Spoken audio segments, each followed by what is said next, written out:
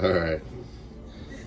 So, the weird thing about baking cookies is that baking cookies is a lot like spacing plants. When you space your cookies out on your tray, it's just the same thing as spacing your plants out. You gotta know how big your cookies are gonna get, and you gotta know how big your plants are gonna get. And so, you can see I've kind of laid this out two different ways. I've got straight rows, but they'll probably grow out and they'll almost touch. And it'll probably cover a good amount of the sheet, and that's for cookies how I would probably space it.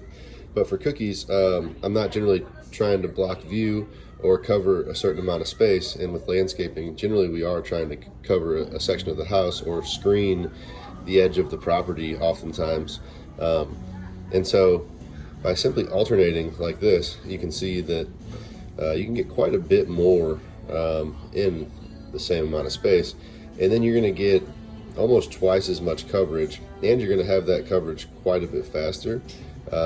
And you really don't have to take up that much more space, especially if you only do a double row. In fact, you can take up less space because, if you're putting these in between and they're going to grow out to be a round plant or a round cookie, you can put them a little closer. You see how now there's a gap there? Well, that's because I was able to put them closer, and they're still, not going to have any issue growing into each other. Same way that plants will grow.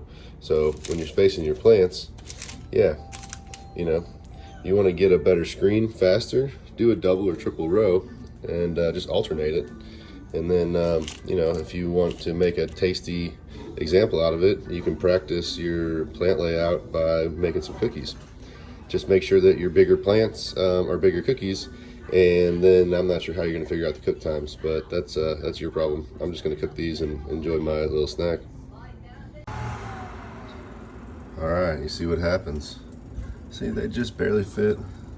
They all grew to the right size, but a lot of gaps between the non-staggered. And look how much more coverage you get when you stagger them.